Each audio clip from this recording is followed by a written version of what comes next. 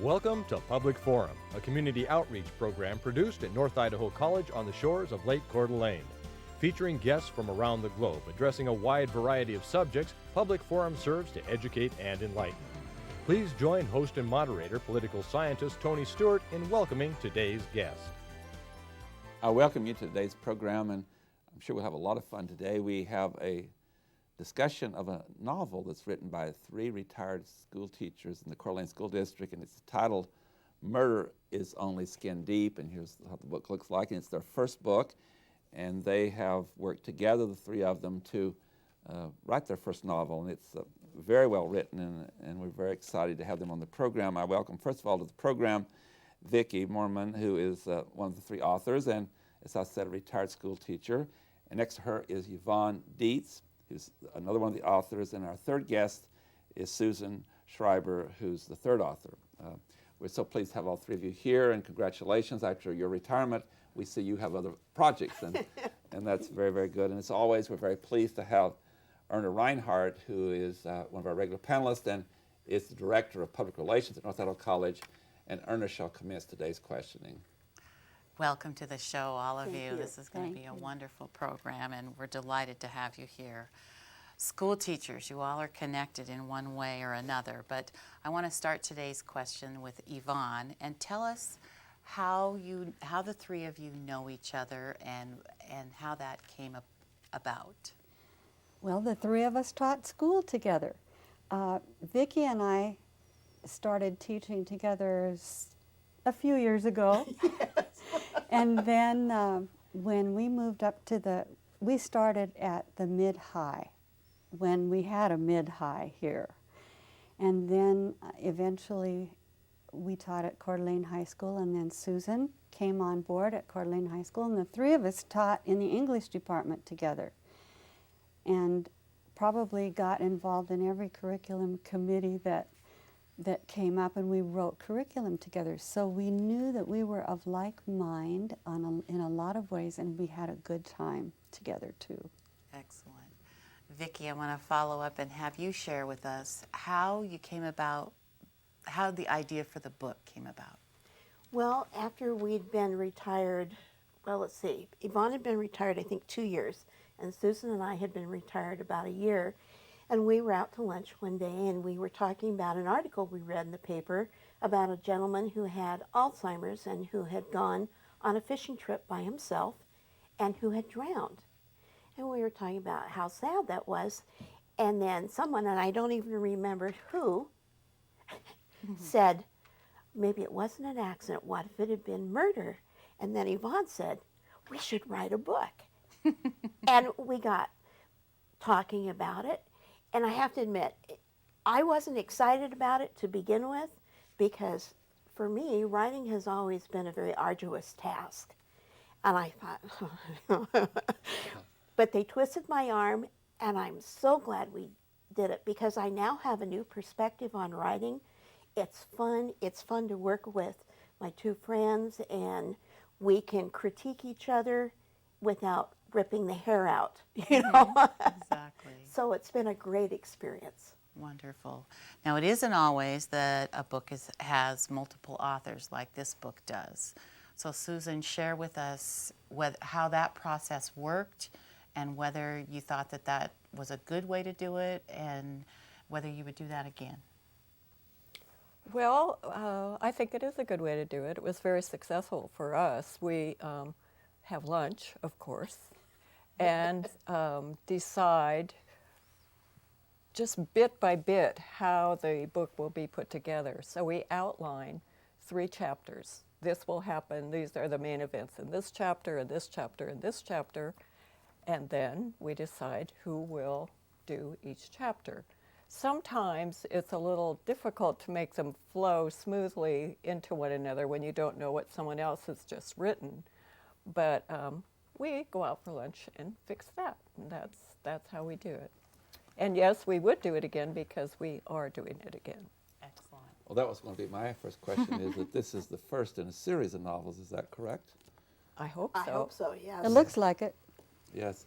Well, when I read it, I just, one of the great compliments was I was trying to determine, without knowing your writing skills and all, or different styles, I could not tell who was writing what.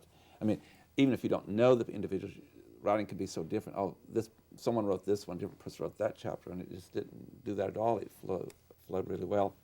I promised you before the show, to our viewers, we would not reveal who the murderer is, because they might not buy the book, and so they need to read it for themselves. And it's really, really, really well written, I think.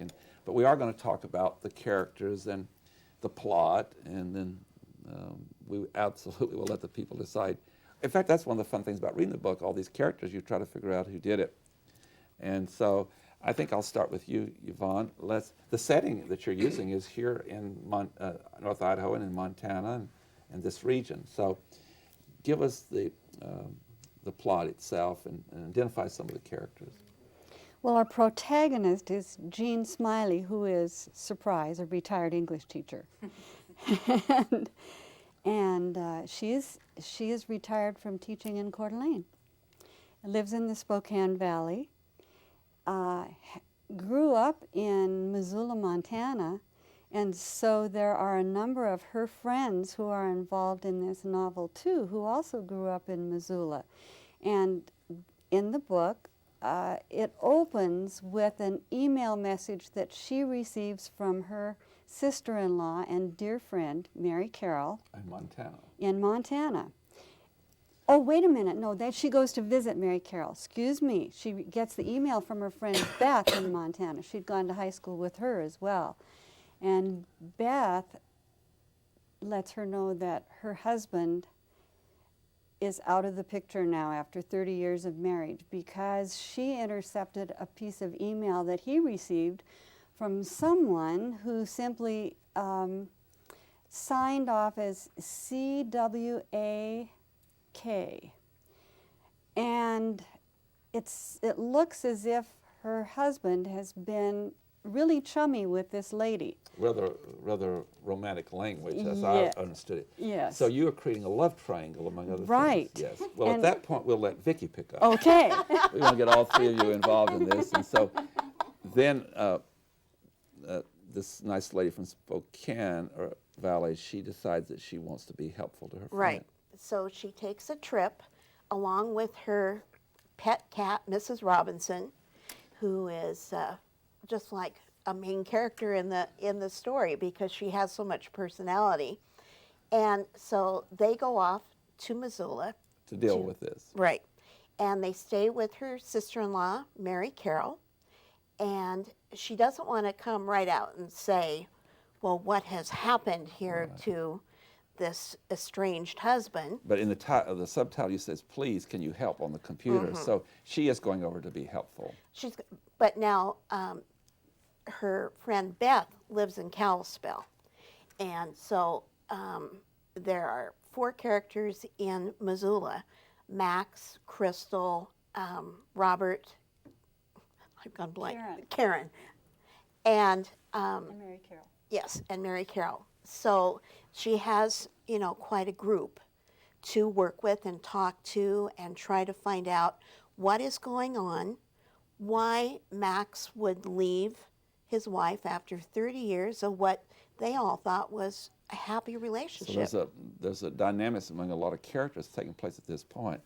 And at that point, Susan, you can take over, and something real tragic happens. I believe someone dies. Is that correct?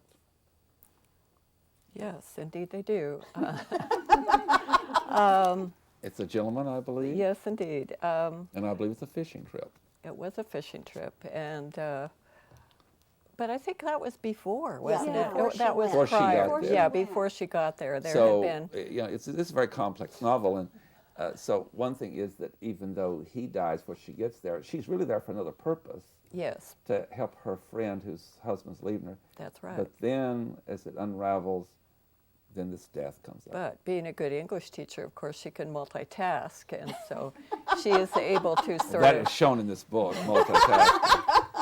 So she is able to, through a series of inquiries and putting sorts of things together, she narrows the field down a bit. And then she comes back to Spokane And lo and behold, she lives next door to a retired police detective.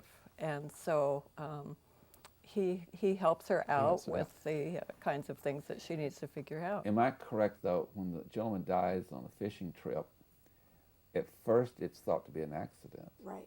Indeed. and then through this investigative process, it turns out to be a murder. After they opened up the case again and But one reason why I think they thought at first that it was an accident, because he had an illness.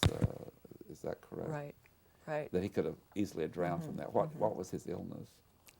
Well, he was suffering from sort of the middle stages of Alzheimer's, Yeah. and perhaps this could have been responsible for it. And also, we learned quite a bit about a lot of things. And one thing was he didn't wear his belt.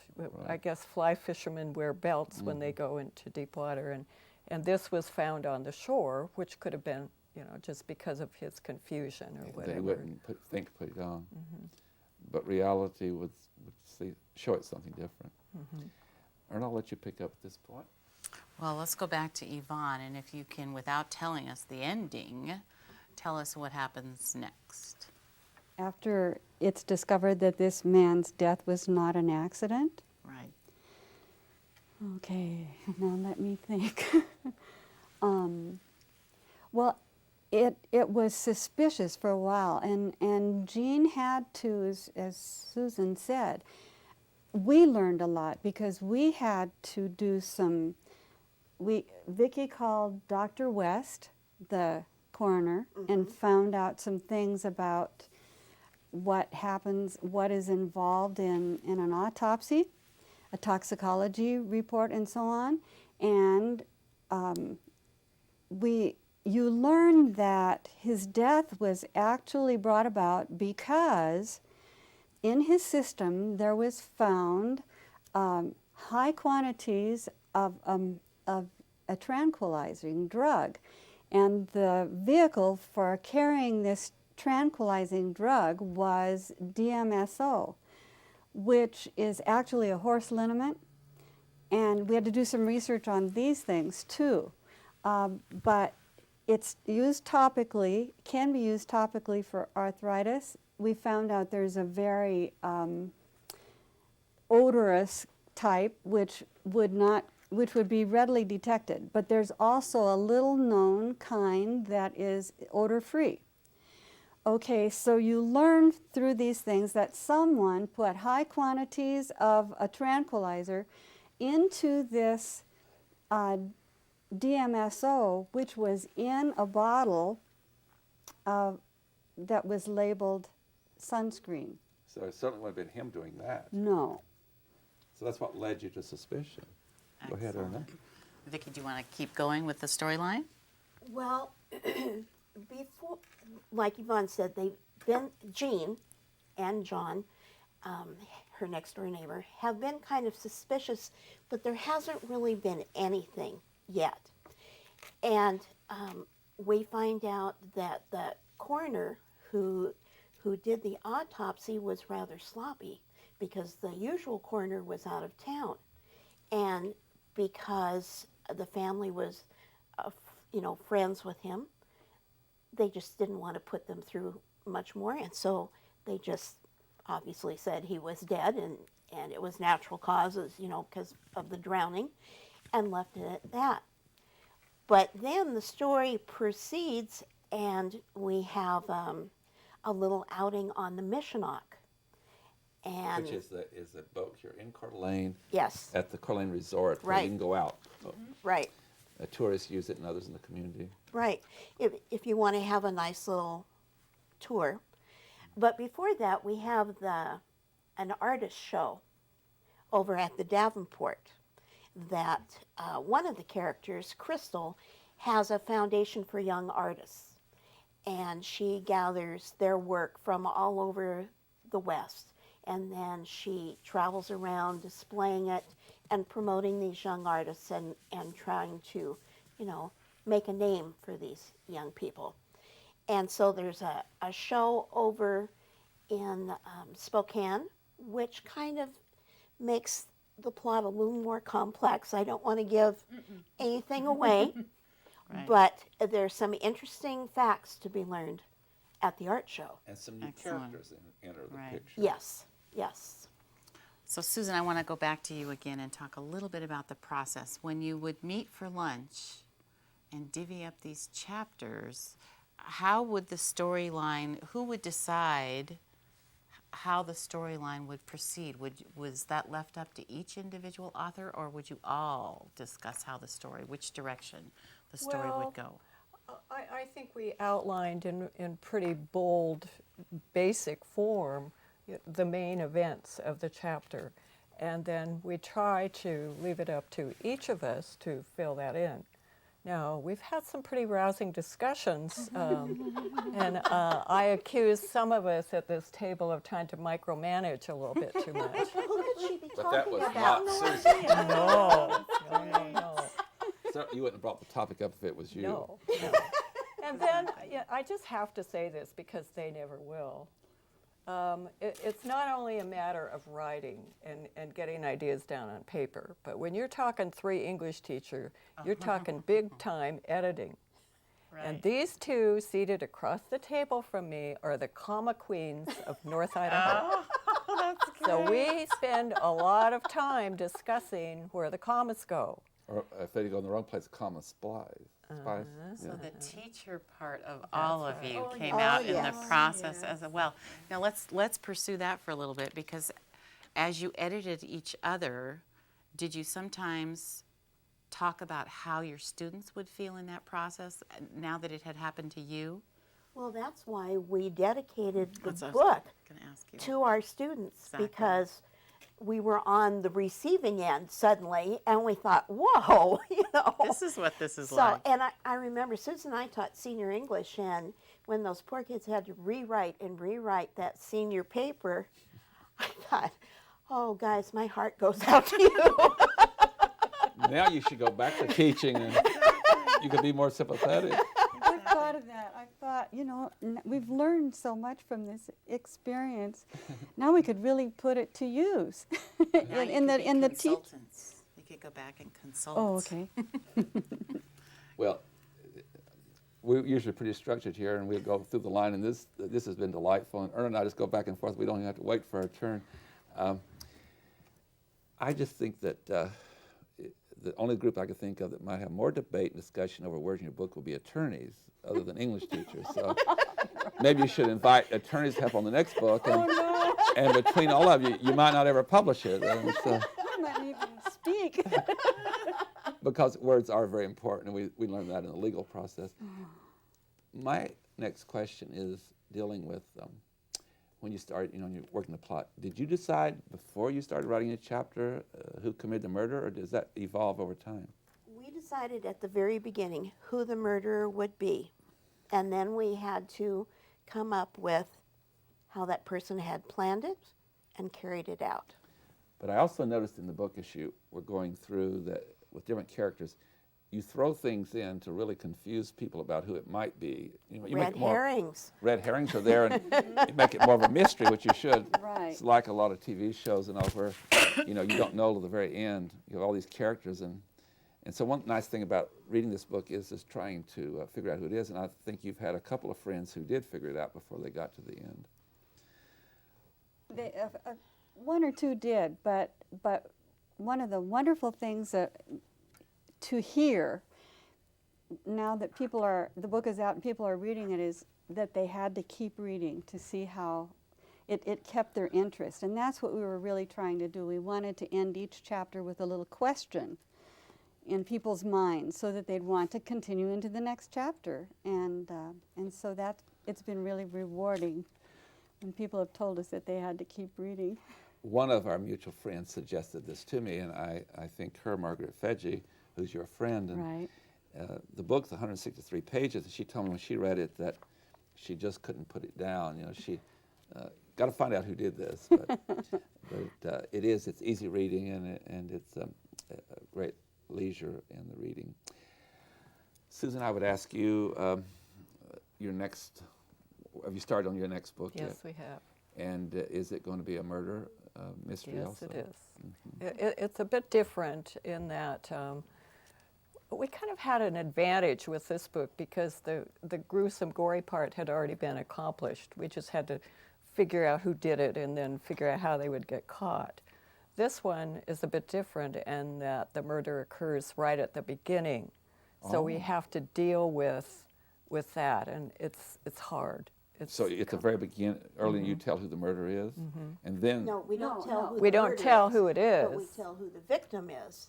okay. So we have to go through the process, the kind of gruesome. Whereas here, there's a lot develops before you talk about the murder itself.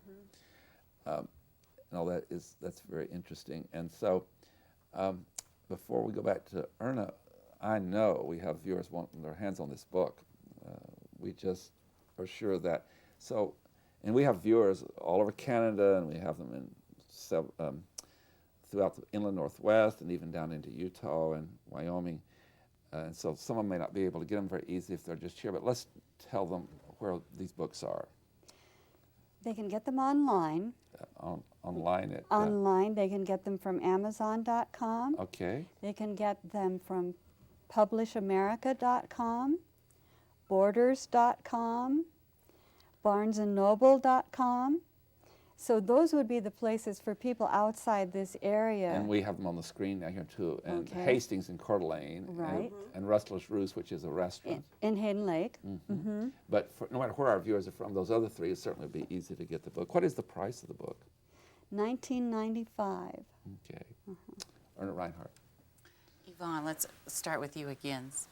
I want to ask you, was there anything that came out of the book that was something that was unexpected? You know, the three of you went into this process as friends. You came out as friends, Yes. I'm assuming, which is very, very, very good. I congratulate you on that, because that isn't always the case.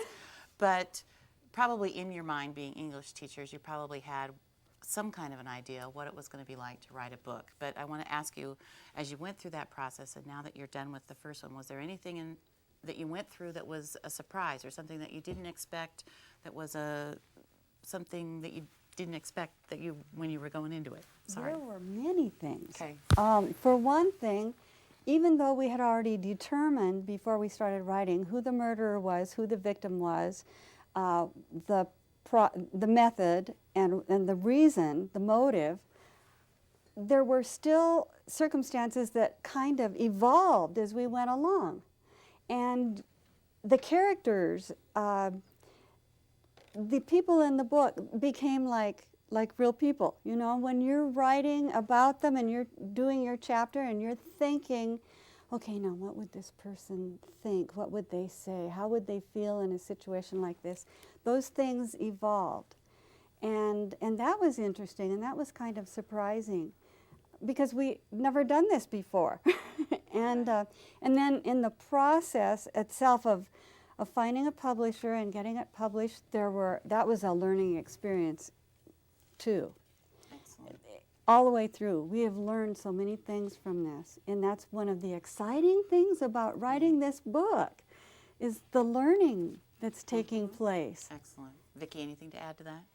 Well, like I mentioned before, to me, finding out that writing was fun, Oh, that's fun. that was very important to me.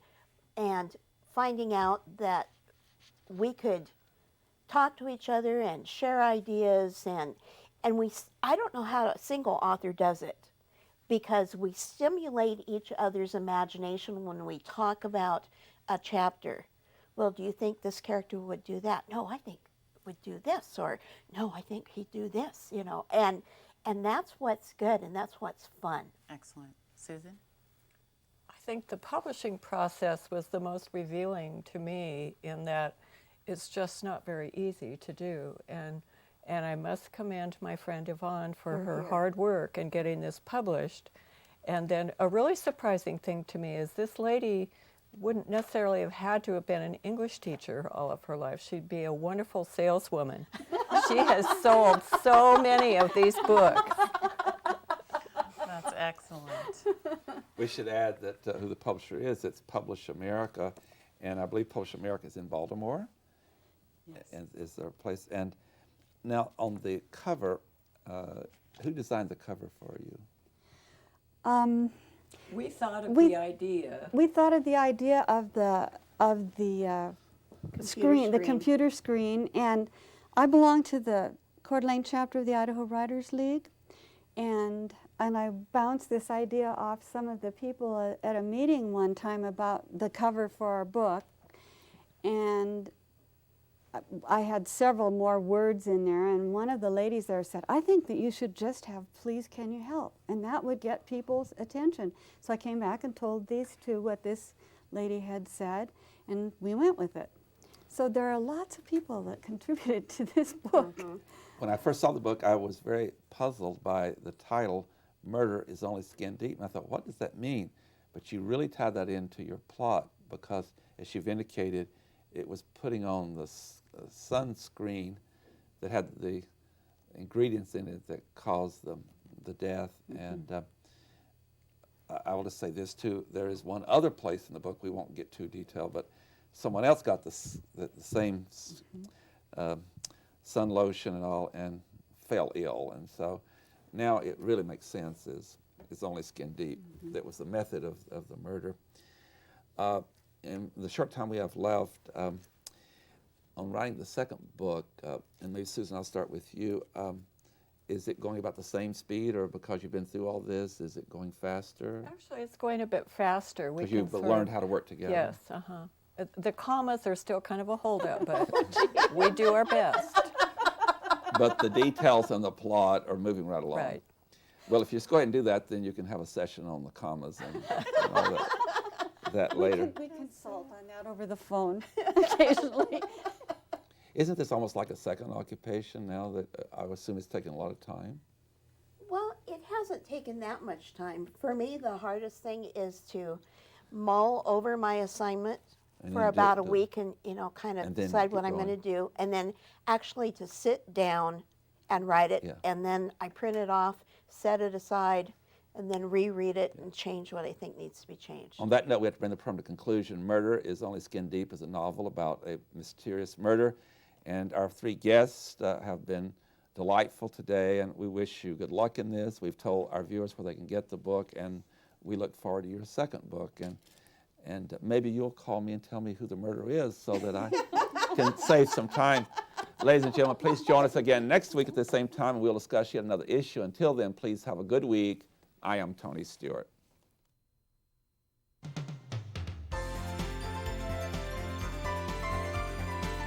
Recorded on the campus of North Idaho College, Public Forum is the longest-running in-house college production on PBS. Each episode is pre-recorded live and is an educational outreach from North Idaho College. Please join us at this same time next week for another edition of Public Forum on this public television station.